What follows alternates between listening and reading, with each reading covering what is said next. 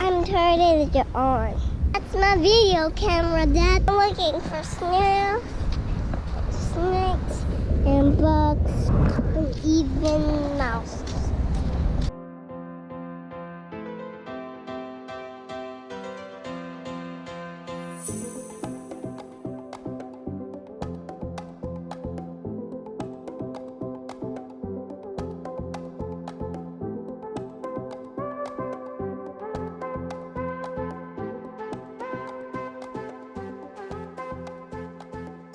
Today is, it's kind of about RVs because this is going to be an RV community kind of thing. This RV journey is about seeing things, it's about doing things, but on a larger scale, it's also about making a difference. It's about building things, it's about leaving some sort of a mark behind. And that's what today's about. It's about showing one of those ways that as an RVer, you can make an impact on the lives of other people.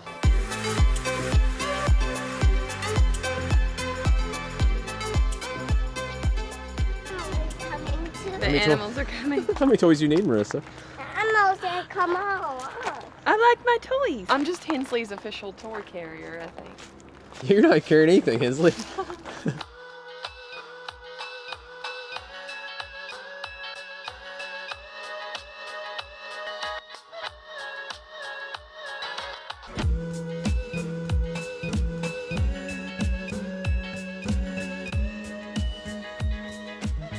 And so when you think about RVing, a big part of what you think about is going places and doing things and making memories, and it is that.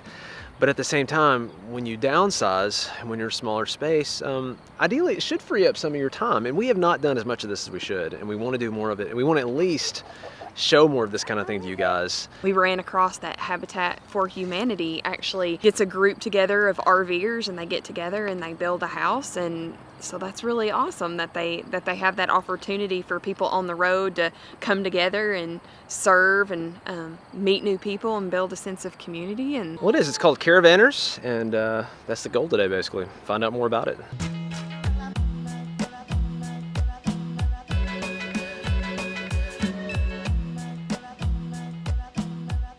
This is Bill Camp. He's heading up the project here. A lot of couples here and people here, that's what they do a lot of throughout the years, is travel and do these different 2-week projects, right? Absolutely, and it's a great way to meet good people and see parts of the country you haven't seen before.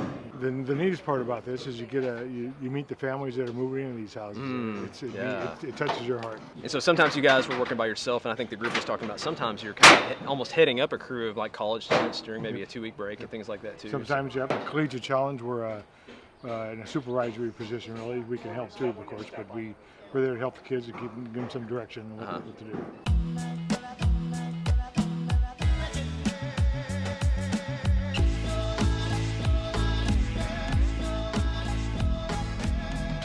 So one of the neat things about these builds is you don't really know where the house is going to be as far along in the build. Sometimes they do the entire build in 2 weeks. Sometimes you show up and there's nothing but a foundation, and you're building from the foundation up. Sometimes you show up like in this one.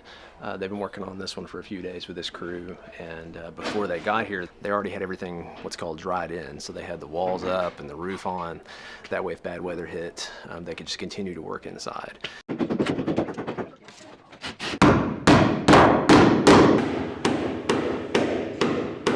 And this is Tom, he's on the build too, and this is, how many of these have you done? You've done? This, I think, our 48th or 49th build. 49th build. And how many years? 3. 3 years. That's a lot of 2-week builds. Yeah.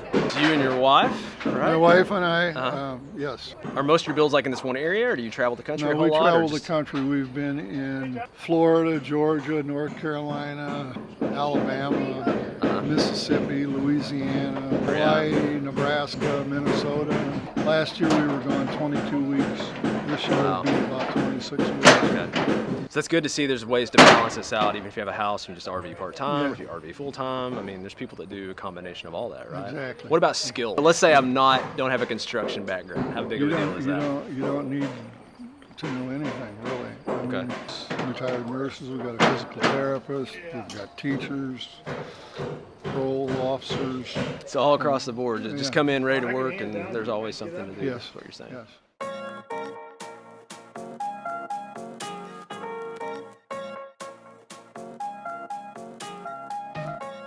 This is Marty. I wanted to ask you about the community aspect. So you've done a lot of these builds and you meet a lot of people. Is that how has that been like? We had kept up friendships. Yeah. This summer my husband and I just vacationed in Michigan, and we stopped in Traverse City to see a lady that we had built with in Florida. Have you been there to get to see the family when they see the house when it's done? And, Yes. Oh, I bet yes. that's special. Each house is dedicated when it's completed and before the family moves in.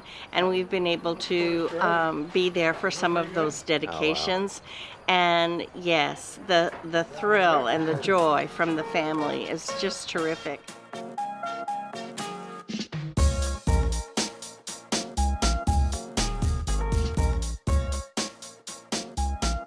What's cool about this as an RVer is that you have the flexibility of not just maybe waiting and hoping there's one of these houses that are going to be going up in your area you live in, but if you're traveling around anyways, you can travel around and you can find these projects that are going on, and you can dedicate 2 weeks to these projects, and you can help make a huge difference in someone else's life by building a house like this. So most of the time, as far as working on these projects, it's going to be retirees that are couples that come here and work as a couple. But if it's a situation where one of the two can't come work, the other person could stay back at the RV while the husband or wife comes and works on the project. I haven't seen any families. I don't know if there's a lot of families that do this. So you definitely wouldn't want little kids, nobody working around this like Hensley.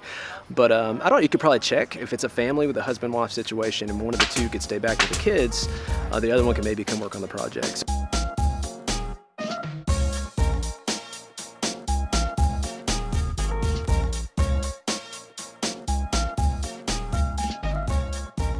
So why did you choose to work on habitat houses like this? When we retired in '99, we were doing traveling, and that wasn't enough. We saw an ad for Habitat at one of the RV rallies, and we said, well, let's try it out and see what it's like. And that's how we really got into it. This will be build number 35 for me. Wow. My wife isn't building anymore because she's got Alzheimer's and it got the best of her. We've enjoyed it. We've built many parts of the nation and we meet a lot of people.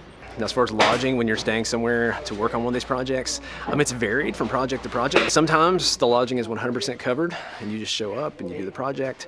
Sometimes the lodging is just partially covered. In this situation, they're staying in a KOA close to here. Local Habitat for Humanity is paying for the entire stay for the KOA, but they want everybody to pay back $10 a night.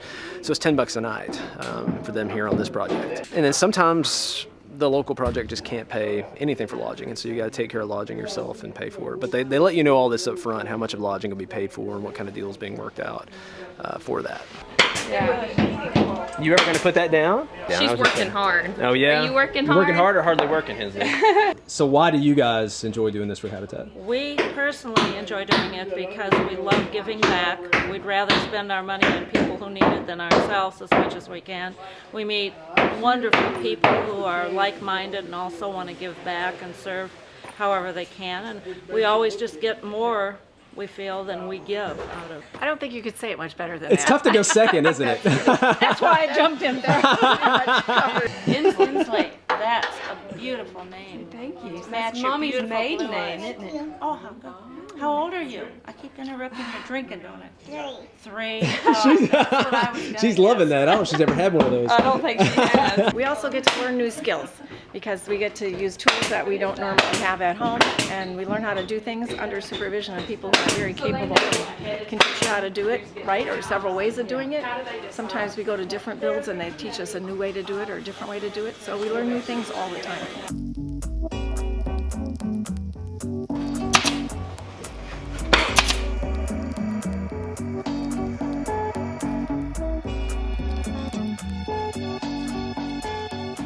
They're starting to bring lunch out. As far as the schedule for what you could expect here, it varies a little bit depending on job site, location, all that kind of thing. In general, they have a devotional in the mornings before they start, and then they start work around 8.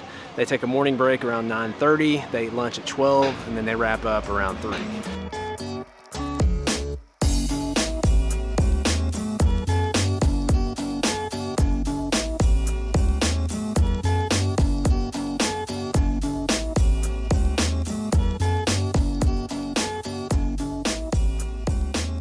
We went in a different entrance and saw that this park had tons to do. There is a lot of playgrounds and this huge pool. A lot is in like we've seen like 6 on the way in. Yeah, and this huge pool that's obviously it's not open, but it looks like there's so much to do here. Awesome. The problem is this is not our campground. This is not our park. We drove to the wrong place. And that's one of the things about being in a new area is sometimes you get completely lost even with GPS.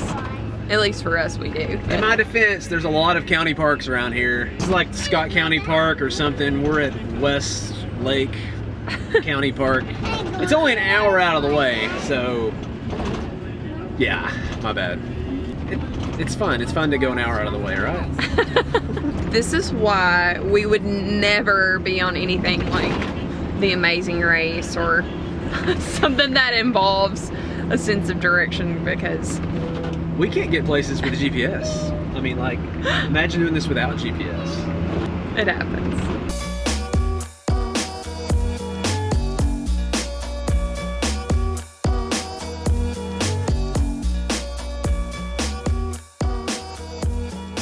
It's on the back, Steve. What do you need? It's on the back. What's on the back? Princess dress. You want the princess dress? That one? Is that what you want? Yes. Alright, let's put it on. There you go. You're a princess. Baby princess. See, baby princess. You're like a mermaid princess, aren't you? Alright, princess, where are we going? To the playground.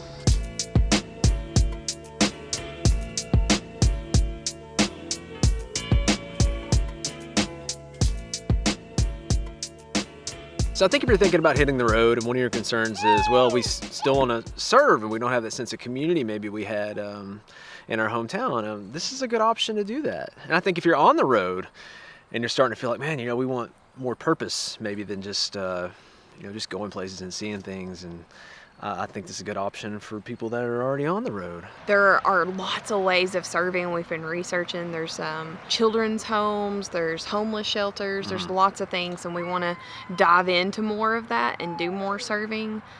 We love ideas. If you guys have any ideas out there. We showed one today, but there are a lot of these builds going on. All throughout the country. Don't think you have to go to a caravaner group too if there's one close or somewhere you want to go. There's a pretty good chance you can go to a regular Habitat for Humanity build and just come as an RVer if you want to. But if you want to learn more about caravanners and about Habitat for Humanity, I'll put a link in the description for that. You can read about it, check it out, and if we missed any important details, make sure you let us know on that too. And if you have some softball questions for us, we'll do our best. Maybe T-ball. T-ball. If you have some T-ball questions for us, we'll do our best. Or we'll find out. Yes. We're going to wrap up for the day, and we will catch you guys later.